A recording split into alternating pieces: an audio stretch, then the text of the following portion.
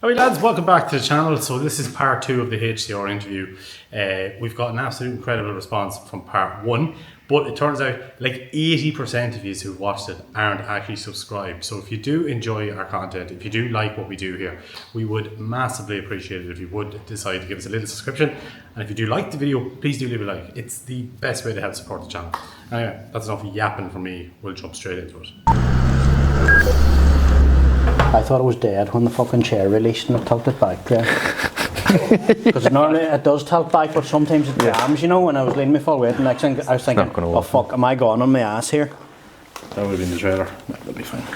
That would have been the trailer, yeah. We thumbnail there, Jason's chair going in falling. That would have been so fucking funny. Two legs up in the air. So, Jason, how different is it working on a customer's car compared to your own? Does the pressure or responsibility feel heavier? No, it doesn't really. And I suppose, does it differ from working on my own? I don't know, because I don't have time to work on my own. I think that's the way with it. Yeah. Isn't it? Yeah. My own twin cams in the shed at home. And I actually purposely said on social media back, I think in August, that I'm going to start into restoring it. And I'm going to do a vlog on it. Right. And I said that online to people so as I could be held accountable for it. Do you think I've started it yet? No. You're going to be peer pressured into it though. When I do start it though, I'm going to document that whole thing, and kind of for the purpose of guys like yourselves and other guys to see how you can maybe manage to do it on a DIY basis. Yeah. You know, because a lot of it is very achievable, as you guys know. And like from when I started following you guys, yes, I've come a long way. Now we're getting saying down. Yes, we're shit at the start. Don't worry, you can say that anyways. We know we were. Like I would notice different stuff that you are doing. Like for the short while that you are at it, you have come a long way. Like, yeah. So. But then it's all part of learning. It's all learning. Like nobody starts at the top. No. You know, some guys kind of have that attitude, you know, and some guys thinking, look at them boys, they haven't a clue what they're doing. Yeah. Nobody had a clue what they were doing. Nobody knew. Time, you know? We all had start somewhere like. But would you get much hate online, you know? We actually don't, believe it or not, and I'd say a lot of that is probably because everybody realises that we're learning as we're going while we're doing this journey, you know. But no, we've been very lucky. We've a lot of really good followers as well that are very engaged with us and helping us along the way too, which is brilliant. Like, but no, we've been very lucky now. We haven't had any trolls, as they call it, or keyboard warriors or anything like that. But no, it just I genuinely think it's because we didn't come in on the scene and be like, well, Jesus, we're great. Yes. We come in on the other end, we're like, oh God, we're shite. Yeah. And then let's work ourselves up to being great as we progress along. Like, and again, that's as I was saying to you earlier, like I've learned, like we're actually only 12 months last week, I think I was doing this, but where we started and what we're doing now is massive. I can see it in myself. I can see it in Daniel. Daniel's really come on with the editing end of things on the camera and the videos and stuff like that. Me on more so the welding end of things, and then Daniel's getting involved in the bodywork, paint and prep end of things, so he's a couple of questions for you later for that. But no, like we've come on a long way. Even little things, like there's little things on social media that I've found very helpful as well. Like in particular, I think it was you again. I secretly watch a lot of your videos here, but I'm nearly sure you done something. You had a panel where there was a flex in it. Oh yeah. And you said to go around it with a bit of heat. Now, I didn't have a nice fancy thing that goes around it and warms it. I just went in with the MIG welder and hit it with a couple of spots. And that was a problem we had in a wing of Daniel's Volvo, which is 12 months ago I wouldn't have had a clue how to fix that. And I went around it, got the MIG, got it hot, took the spring out of it and just ground down the welds. And then Daniel has filled them ready for paint now, like, you know. So social media has been a great help to us, and I suppose looking up to the likes of you, like that's at this so long, you've learned from your mistakes, and you know, I've learned so much from watching some of your videos, again back to talking about bagging the bolts and stuff like that as well. They're all things that I should have, well, that would be something that I should have known, but it's just things to pick up along the way. But you know, you're saying you should have known that. Sometimes it's the simplest things that are overlooked. Yeah. Because a lot of the time you can overcomplicate stuff and then you miss all of the simple stuff. which is very, very relevant. But Yeah. and it's very easy to do that. And then when you're showing the simple stuff, you're like, why did I not think on that? But we're all guilty of that. Yeah, You know? yeah. And then I suppose, have you ever had a job where it's gone completely askew altogether, where you know someone dropped in a car and you thought you'd be able to get parts for the next thing, you can't get parts for it? Like, where do you go with that? Because that's something I can see myself and Daniel coming up against further down the line. Like, we've some really oddball stuff there. I suppose like we're not going to be specialising in one type of car. There's 100 cars there, there's more than 100 now at this stage, and there is going to be certain cars there. Like, we've a Subaru Brat pickup there. Like, where am I going to get bits for that? Like, surely you've come up against that as well. Like, and I would say make friends with a couple of boys in Japan. Yeah. No, again, see stuff like that, social media. Try and get chatting to guys, get on, search Subaru Brat. Yeah. Go on, get actually talking to somebody that has done work on one. Like, the amount of contacts that I have built up throughout the years, I have people all over the world that I could contact about different stuff. Right. Reliable Sometimes, yeah, it won't work out, and you maybe might not get the bit that you need. Yeah. But a lot of the times, you'll get some sort of lead. Yeah, you get a lead off a lead or something like that. You know, there's one lad in particular. It's actually a family that's very good friends of mine in Cork, the O'Riordans. Right. They have a massive Toyota collection, and it would have been through them that I would have got a lot of Toyota stuff sourced. Right. Okay. Because they've restored an awful lot of cars themselves. They've had a lot of bother getting cars. To be big into the classic car scene. Dennis, he would have an awful lot of contacts, his son Robert then as well, but they're at it that long. And it's through the cars that I met them, and it's people like that will help you out as well. And People like that they are have the invaluable. contacts, and it was actually, and I was telling you about getting the parts out of Holland, the new old stock parts. It was through the O'Riordans that Right. put me onto Did you that manage guy. to get them? You know, and that particular guy now, I'd be still in contact with him. And In Holland? Yeah, there'd be different bits and pieces that I Right. would get off him for other Toyotas as well. Even Yeah. maybe stuff that wouldn't be that difficult to source, but a lot of the time he might have it, and he might actually be that wee bit cheaper as well. And most of what he has is new old stock. Right. Wow. So networking is massive. Massive. With this, talk to people. The more people you talk to, the better. Yeah. Keep asking questions.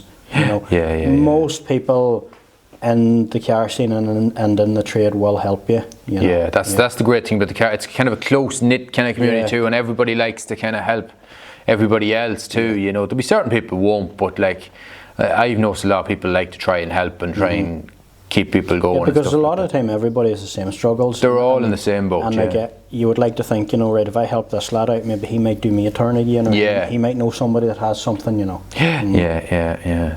I do have a lot of people coming to me and they'll be like, oh, you'll sell that, or you'll sell this or whatever. And I do hate turning. There's certain people who will ask me, you know, they'll see a counter and be like, oh, maybe you'll sell that to me. Or I hate saying no to them, but I just, I'm not a man for selling me cars, but I'll always try and help them in another way.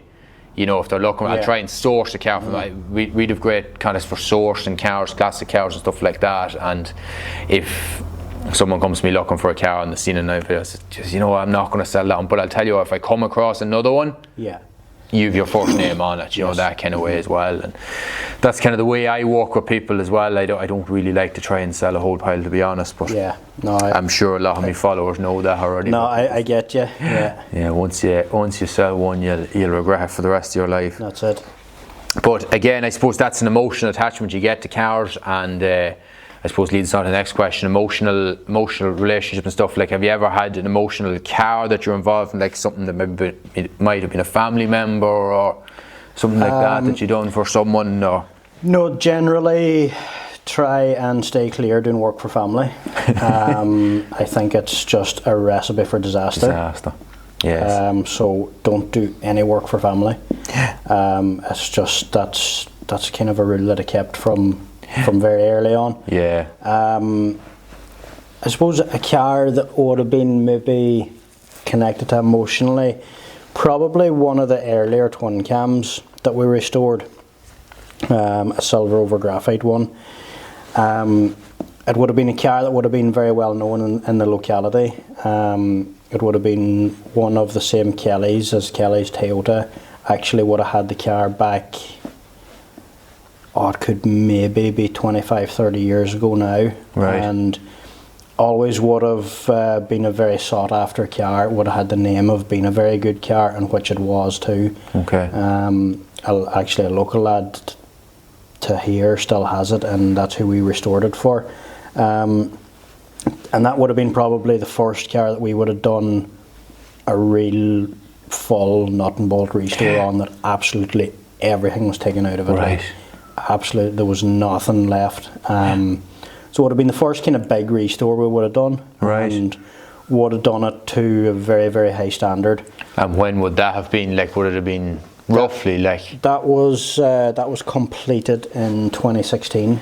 Oh, right, okay. So you were well up and going and established at that stage anyways, like? I was, yeah. Yeah. But that was your first real big That would have been the first real big one. We would have done, probably would have started out mainly just focusing on welding and fabricating, because again, I'm a welder fabricator. That was your trade. By trade.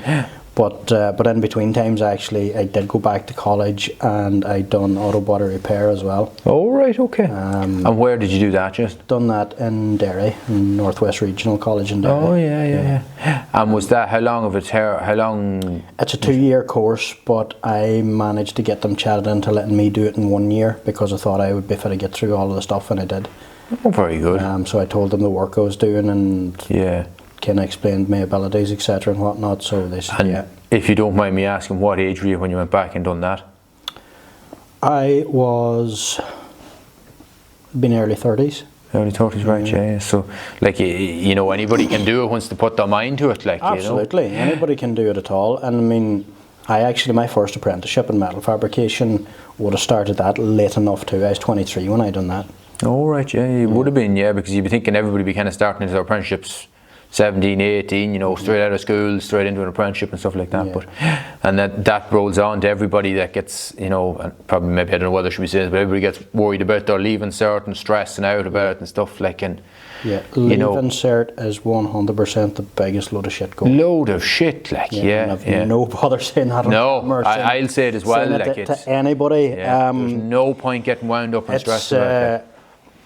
I'll not start too much into it, because I'll be here talking about it all day. But it's basically a memory test. That's all it is. It's a memory test, and I think it's dated now, and it should be done away with. Yeah. There's no need for it, like. It suits some students. Definitely didn't suit me. I actually failed my leaving cert. Right. And I done leaving cert applied, and I still managed to fail that. Of course, the leaving cert applied back in my day was marketed at the stupid kids, but I still managed to go on, do my apprenticeship, which I got very, very high results in, and at the end of it I wasn't getting anything below 90%. You were obviously just better with your hands. Yeah, books weren't for you, hands. That's it. You were a hands-on man, and that was it. In later years, then I actually was diagnosed with ADHD, so that explained a lot on why I wasn't that good at school. Right. Okay. Yeah. Not that I wasn't that good, but just a lot of the stuff I was doing didn't suit me. Yeah, it wasn't for you. Then when I went and done the apprenticeship, I wouldn't have been good at maths. The apprenticeship I done, there was a lot of tech drawing in it. I done tech drawing for 1 year at secondary school and stopped it then because I hadn't a clue. Yeah. So wasn't a bit of a panic about that. But with the type of ADHD I have, I'm not one of these ones that the H part is hyperactivity. I'm not bouncing off the walls. Never was as a child, but I hyper focus on stuff. Okay. Which probably adds a lot to the way that I hyper focus on the quality of the work. Stuff nowadays. So if I'm really, really into something and I get focused on it, doesn't matter what it is, I'll do good in it and I'll excel in it. Right. And that's what I did with the apprenticeship. Very good. And the same when I went and done the auto body repair. Yeah. And then actually in between I done a diploma in environmental management, but that's a whole different story. That's a whole different story, so it is. Yeah. And so what, like restoring classic cars and stuff like that, it teaches you about patience and problem solving and craftsmanship, I suppose. Yeah. You know, that's something I suppose that has really developed with you, I suppose, over the years, and so as well, you know. It can test your patience. Big time. Big time, yeah. Big time, but if it's something that you really love doing, you'll have the patience for it. Yeah. You know. Yeah. That's it, I suppose. Once you have a love for it, your patience will just grow. Won't it? Oh yeah, it's very much so. Yeah. Do you ever wonder what will happen to cars in 50 years' time?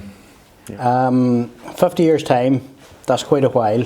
I think what will happen is, and that's what's happening to pretty much the cars that are 50 and 60 years old at the moment, unless it's something extremely high end.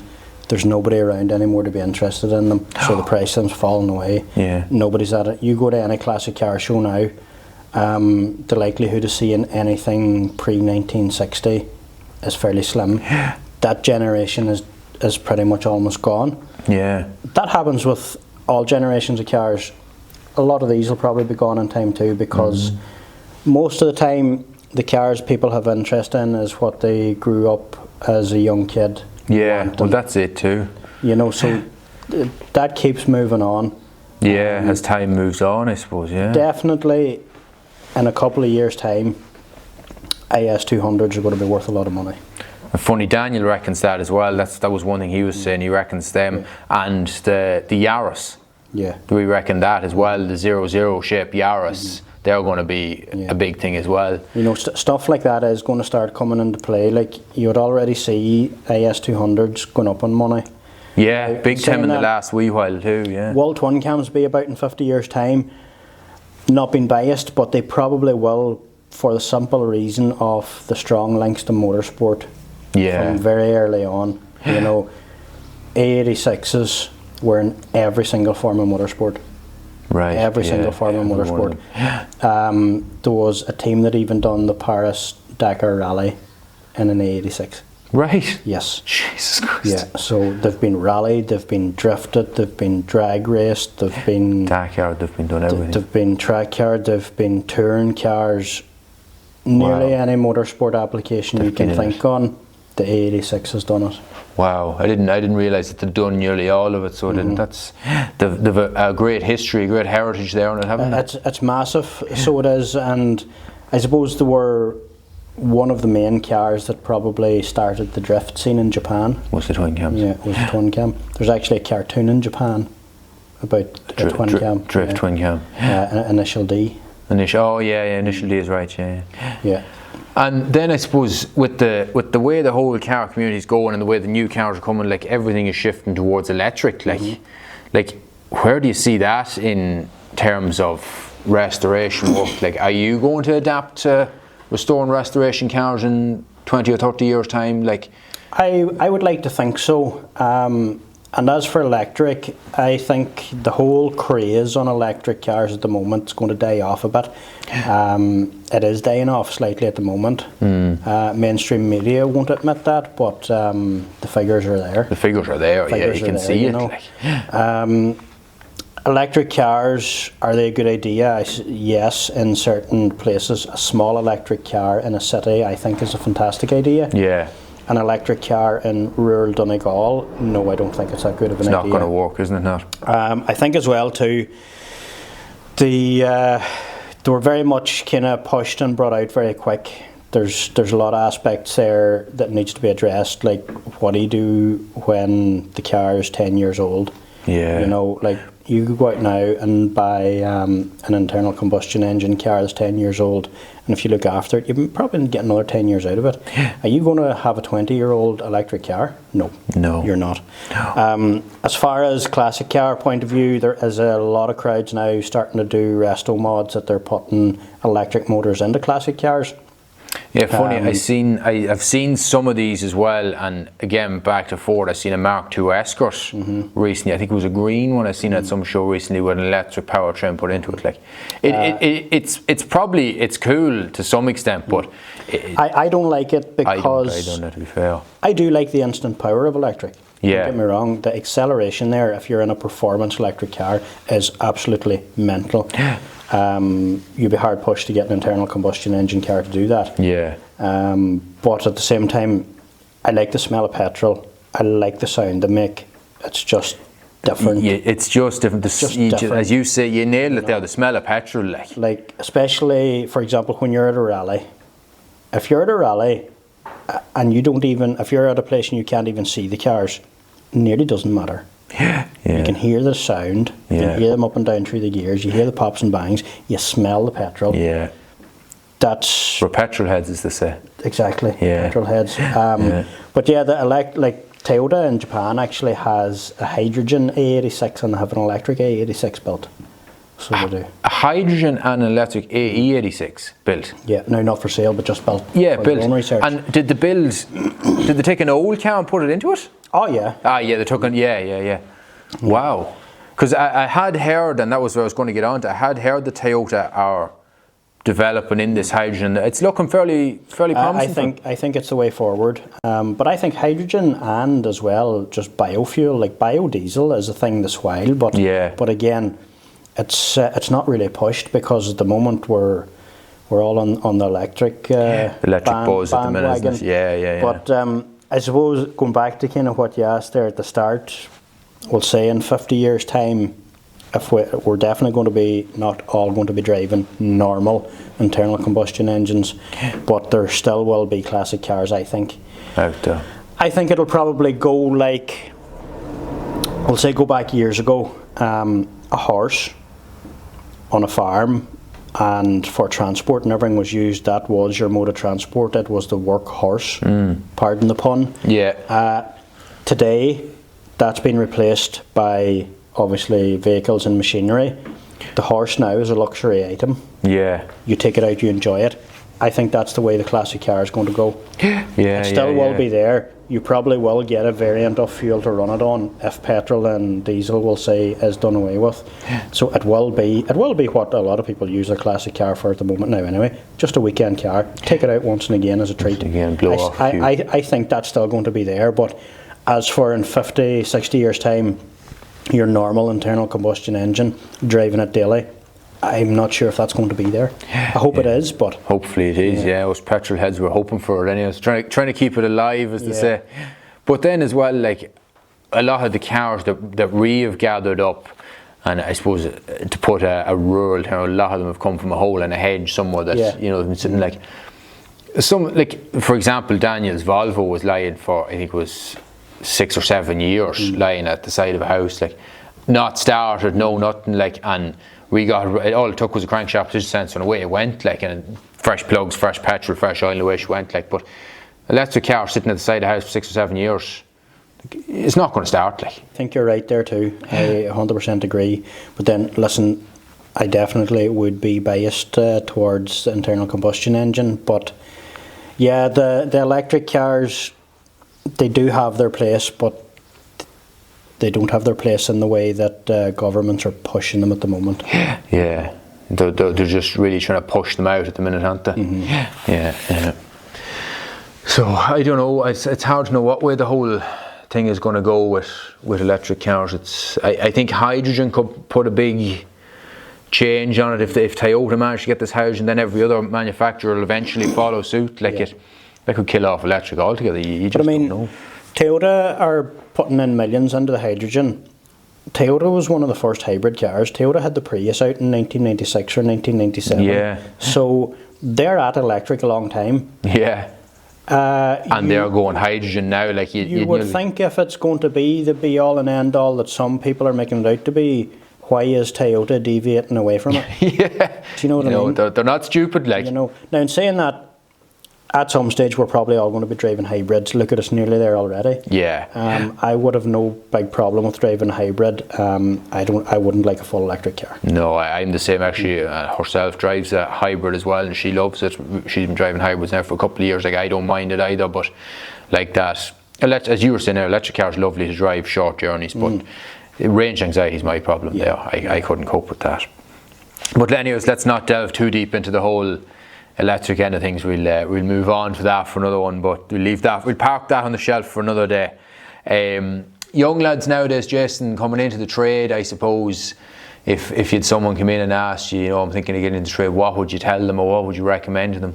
Would you tell them to get into the trade? Or? I would, but the first thing I would tell them is make sure you really love it. Yeah, you need to love it. Because if you don't really love it, don't bother getting into it. But then I would say that about any trade. Yeah. Do something that you love doing and you'll never work a day in your life. Well, that's what they say. If you love your job, it's not a job really, isn't it? Not absolutely. Yeah. And anybody getting into it, I would say, just start off small. Take your time at it, because it is expensive to get into. Do your best to do good work. Always do good work. Don't let people pressure you into doing bad work to suit their budget. Yes. Don't compromise for their budget, basically. Exactly. You'll get a ton of lads coming saying, sure, look at throw an oil patch on that'll be grand. Look, if you're happy enough doing that work, that's okay. But you're never going to progress on to any high-end stuff. Yeah. Throwing patches here and there and just not worrying about it. If you want to be doing NCT patching for the rest of your life, go and do it. You'll have any amount of that work too. And look, don't get me wrong, there's a place for that. There's a need for that as well. It's not for me. I don't like that kind of work. I've done that work in the past. It's not for me. It's not for you, yeah. And then I suppose looking back at all the cars you have restored, and obviously you've restored quite a few over the years, is there anything that you hope people remember you for? Quality. Yeah, and you're happy with what you're doing. And I'm happy out. Yeah, I couldn't see myself doing anything else. Different. Good. Look, there definitely is small changes that I would like to make to different things here and there, and I am making them as I go along. It's always a work in progress. Yeah. Always a work in progress, and as I said to you earlier, there's always room for improvement. Yeah. Yes. The day that you think that you have it sorted and that you're at the top and you're the best you can be, that's a bad day. That's a big mistake. Yeah. You're never going to be at the top. No. You need to tell yourself from the start, I'm never going to get that. You need to have a bit of hunger all the time. Yeah. If you've no hunger, you've lost the love for it. Absolutely. Yeah. But anyways, I think that's all the questions that we have there for the minute. Okay, so Jason, a couple of questions here from some of our viewers on social medias and whatnot. We'll just bounce a few of these off you and get your answers on them. So I suppose the very first one on the top here, will you do the Volvo for us? Oh, Jesus. I'd love to. I'd love to. I think they're a really cool car. Yeah. Yeah, I think. Big old square brick. I was going to say the styling. I don't know if you would call it styling, but they are so cool. Yeah. They're just a real tank. Oh, they're just a tankness. But they're very simple as well. Oh, they are. Oh my God. Well, unless you're changing, as me and Daniel figured out, the crankshaft position sensor on them, which is not very simple. But did you see the older one that Evenflow raffled? Yeah, the brown one. Yeah. Oh my God, it was beautiful, wasn't it? That was cool. Now. It was beautiful. Yeah. That was cool. Yeah. And what would you think would look good on the Volvo? Daniel's thinking original paint, maybe not go a different colour, lower a bit of wheels, or where would you go? Would you keep it original paint and stuff like that? It's not going to be one of these cars you were saying earlier on in the video, we're going to have receipts and invoices and stuff. So do you know what I would do with that? I would leave the exterior of it largely untouched, but I'd concentrate on the running gear and try and make it a real sleeper. Yeah. Somebody thinking, oh, look at that heap of shit of a Volvo there, and the next thing, boom, big V10 or something like that. Yeah. I think that'd be really cool. That'd be something you go for. Yeah. It's funny. Daniel's all about power as well, and putting turbos and trying to do engine swaps and stuff. So maybe that might be something we'd look at. Another good follower of ours here, Alex, as well, has asked. He must have been a little bit sad when he asked a couple of these questions, but we'll ask you them anyways. Do you feel is it a dying trade? I don't know if I would say a dying trade. A lot of people are saying it is a dying trade. There's definitely less and less people getting into it, and I think more people should get into it. But then, at the moment, that's a big problem across all of the trades. Every trade seems to be the same. Every trade.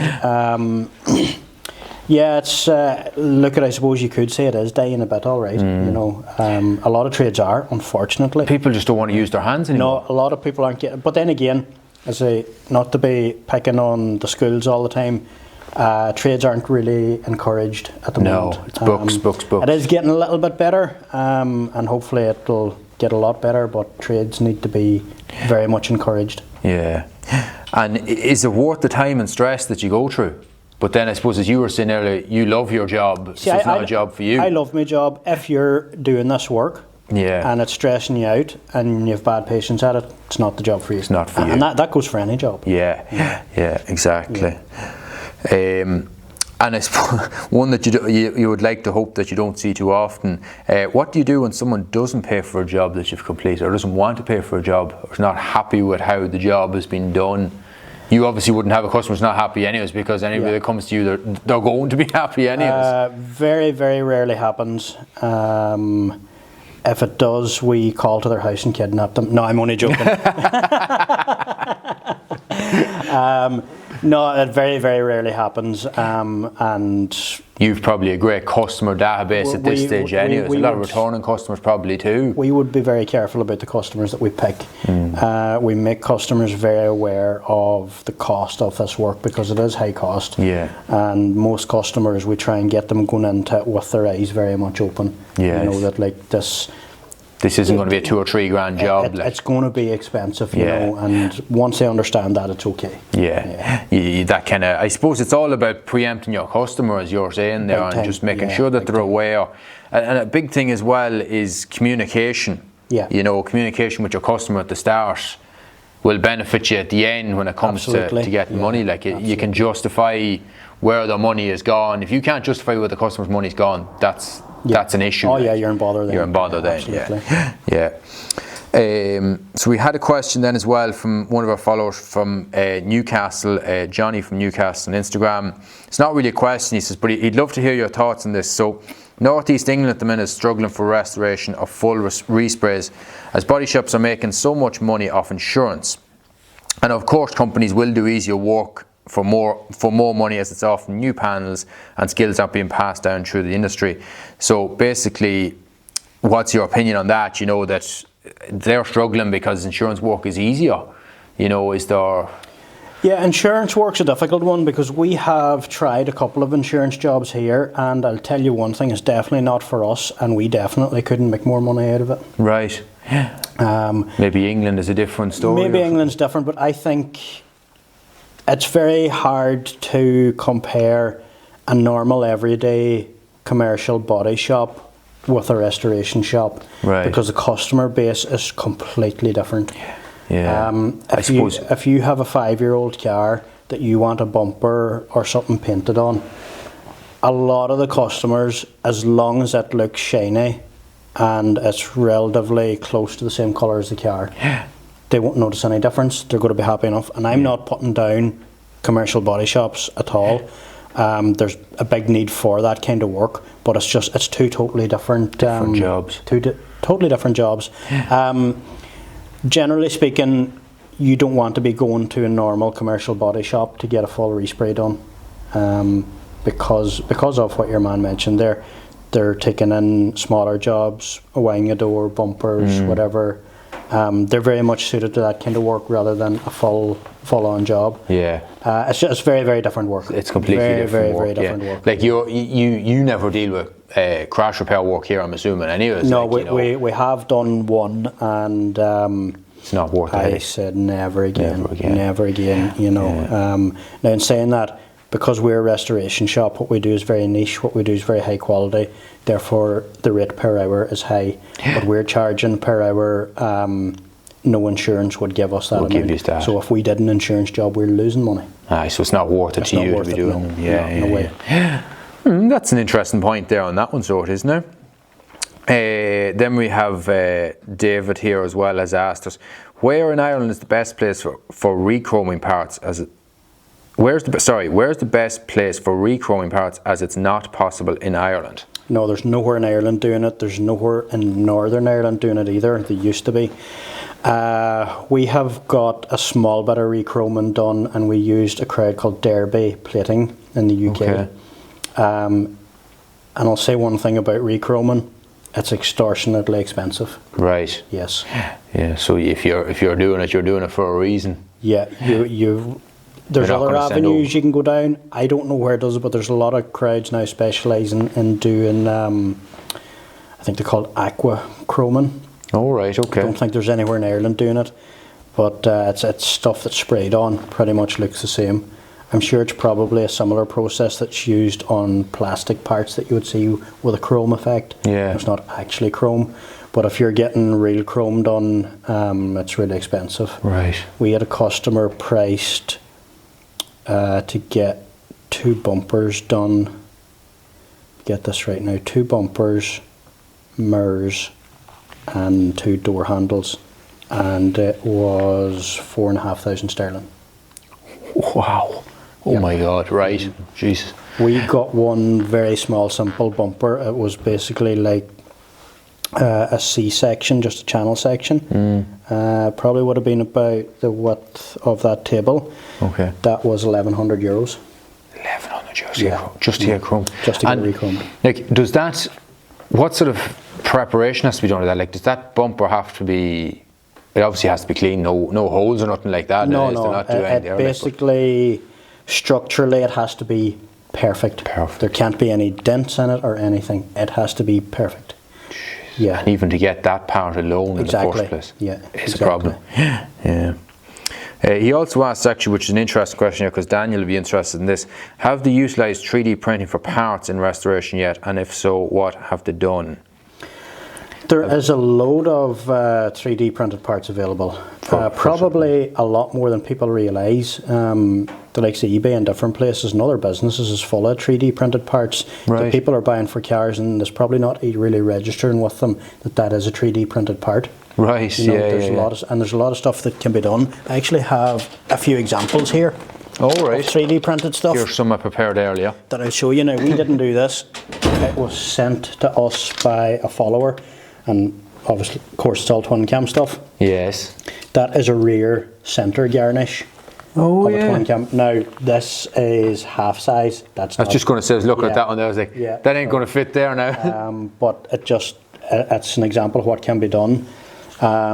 This actually is a proper real size grill badge for an early spec one. Obviously, it's printed out in that translucent colour. It has to be painted. That's one the same that somebody just painted the letters to make them a bit more prominent. This is a part that sits on the top of the distributor for your plug leads to go into. And then just a wee novelty item, it's actually a timing case cover made into a fridge magnet off a twin cam. That was all sent to us by a guy in Sweden that follows us. Right. He, if you want to follow him on Instagram, ae86.DDD. Oh, okay, and that's DDD, not the word triple D. He was looking for a couple of bits. Well, actually, he's only looking for one wee thing. On a lot of the Jap cars, especially twin cams, there is a speed chime. Oh, right. Once you go over 100 kilometres an hour, there's this wee chime, and it chimes in behind the dash. He was looking for one of them. He had a post up, and we had a couple. We take them out and throw them in the bin normally, because nobody wants to listen to us. Really, really annoying. By the way, you shouldn't be driving over 100 kilometres an hour, but if you're on the track, that's why the chimes. If you're on the track. So we sent him one, and he asked how much I had to get for it. I said, I don't want anything for it. I said, send me something cool if you've anything lying about. So he sent us them few bits. Cool. Yeah. That is cool. But yeah, it's 3D printing is 3D printing is a big thing, and it's relatively inexpensive to get into as well. At some stage, we might get a 3D printer, because I'm friends with a guy there recently that's big into 3D printing. And the amount of stuff that you can do with it, even stuff that you don't think on. And you don't have to be into 3D printing to get a 3D printer. You may need something that cannot be got anywhere else, and you just have your program on the computer and you print it out, and there it is, it's done. Especially that one that you just showed, the little thing that goes on the top of the distributor for holding the plug leads. Actually, the legs of them used to always snap They're off. Always broke. Always broke. Like, and the fact that you can just go out and print one like that, and just, that's right. And as you say, it's fairly inexpensive as well. Like, so it is. Very good. What are your opinions on sand, glass, or water blasting a car shell? Will it damage the shell or metal? By Thomas. Ultimately yes. If it's not done correctly, 100% will. If you use most blast medias apart from soda or aqua blasting will warp outer panels. If you're not careful, you will warp floor panels as well. The operator on the machine, if they're not trained properly or know what they're doing, can do an awful lot of damage. If you don't have your machine set up right and you have the wrong blast media in it, you'll cut holes through a car. Yeah, or you just go straight through it. You'll go straight through it, you know.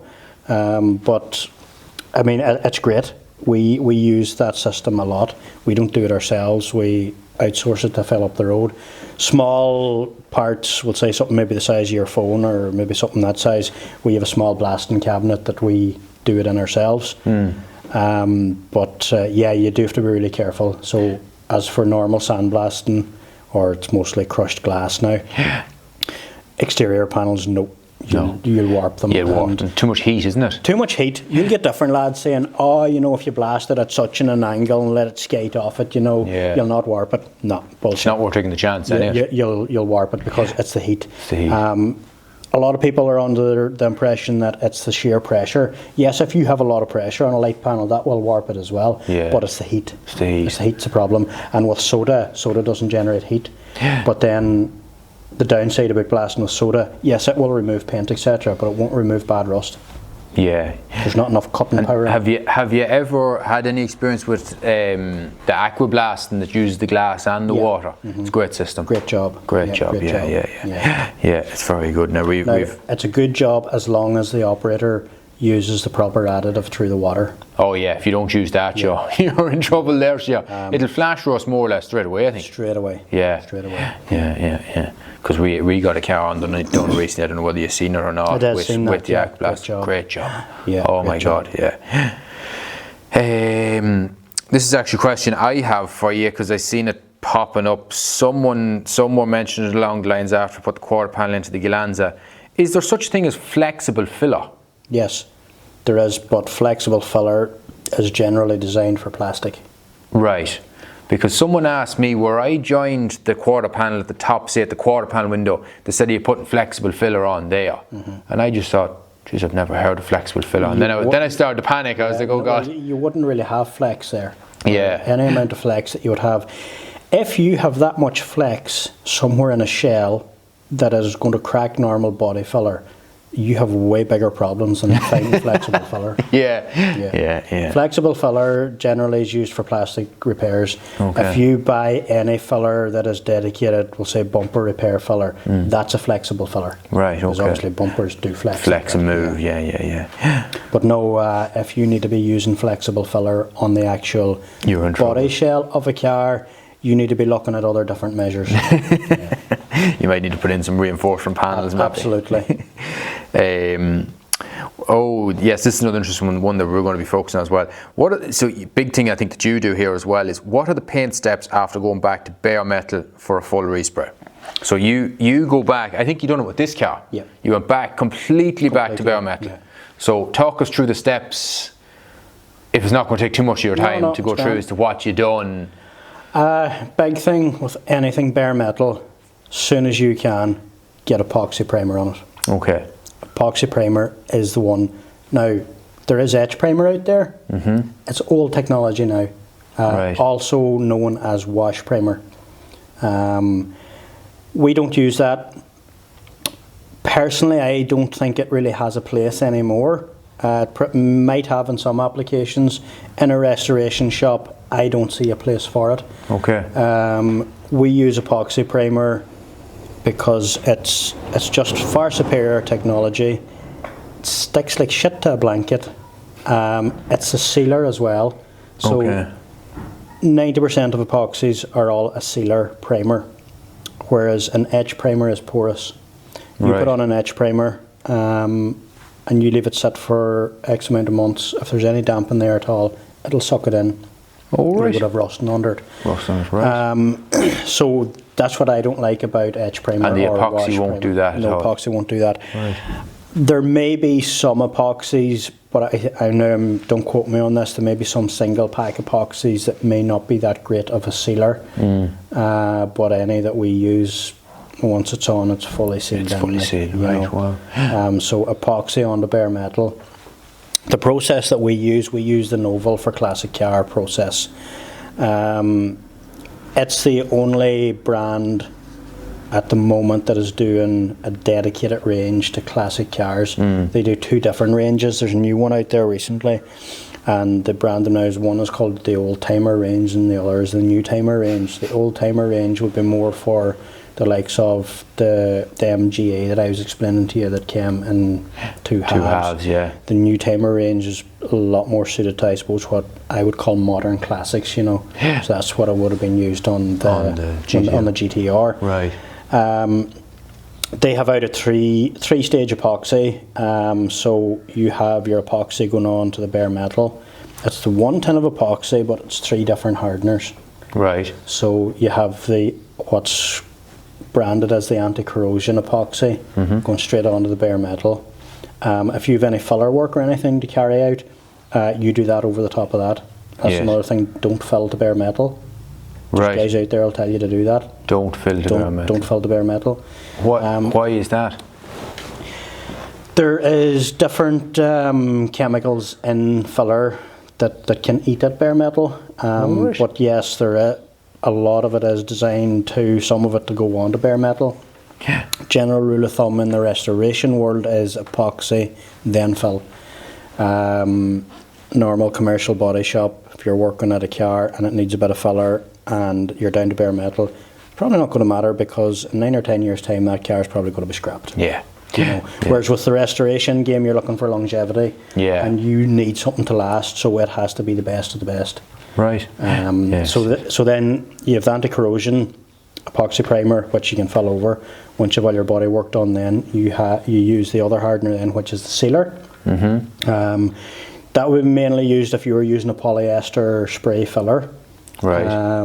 You would put a sealer over that. You'd always hear the American guys about body working that on about sealer. You know, put a coat of sealer on it. Yeah. That's what they're on about. It's actually epoxy, but it's a light coat of epoxy. All right. So there's the sealer hardener then, if you need to use that. Then there's, you have your normal high build primer. Yeah. Well, in the Novel system, that is also an epoxy, but you use a different hardener through it, and it's you have your high build primer, but it's an epoxy. Right.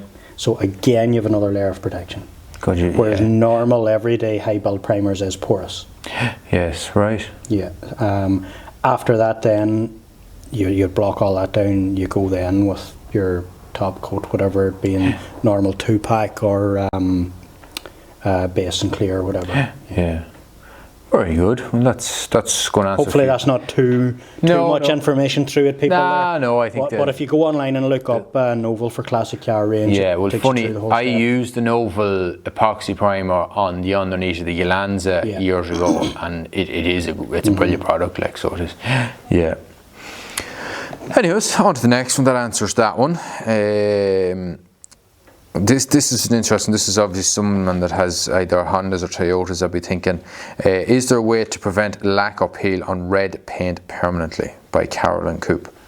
Yes, and it's very simple and short answer: repaint the car. Yeah, the original paint is going to lack or peel, and that's just it, isn't it? So that's the only way. Full repaint. Unfortunately, there's no quick fix. Yeah. There is no quick fix. Yeah. And there's no way. Even say you got. I don't know, an old Corolla that hadn't done it, it's probably going to have done it by now and been painted anyways, but if you were fortunate enough to get one that was, say, hiding in a shed for the last 20 years, there's no way of preventing it from doing it. It's going to do it anyway. It's probably going to do it anyway. Yeah, it's probably going to do it anyway, unfortunately. Yeah. You've another delivery here. Do you want to go out to him? How's it going? Not too bad. Very decent humming. Alright, that's the job. Alright. Alright, cheers. See you later. We get nearly no deliveries, how at all. Today, isn't it? The day that you'd be doing something like this, then everybody calls, like, you know. So the last one then on the list is from Thomas. Best way to prepare and then protect an old car that has surface rust underneath it. Blast. Media blast. Get rid of the rust. There's no other way around it, really. There is different measures to take if media blasting and then epoxy priming, basically doing effectively an underside restoration. Yeah. If that's not in your budget, there is other measures. Wouldn't recommend them, but clean it down as best you can. Use a rust converter. Then there's various different coatings, and you can go over the top of it. You can use underbody wax. You could go over the top of it with epoxy. You're not fixing anything.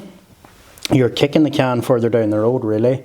But it may buy you some time if you're not that worried about quality, but you just want to maybe extend the life of the vehicle. Yeah. You can do processes like that. Now, again, wouldn't advise doing that, but it is something that can be done if somebody wants to. And what is your opinion, Jason, as well, on, I've seen lads doing it over the years as well, burnt oil? No. No. No way. No way. Especially the burnt oil now. Yeah. Burnt oil years ago, yes, maybe, but the kind of oil that's going now, there are so many different nasties in it, especially when it is burnt oil. Right. There's too much stuff in it to attack existing coatings on cars. Right. Yeah. There you go. 100% would not. Oil isn't what it used to be. Nope.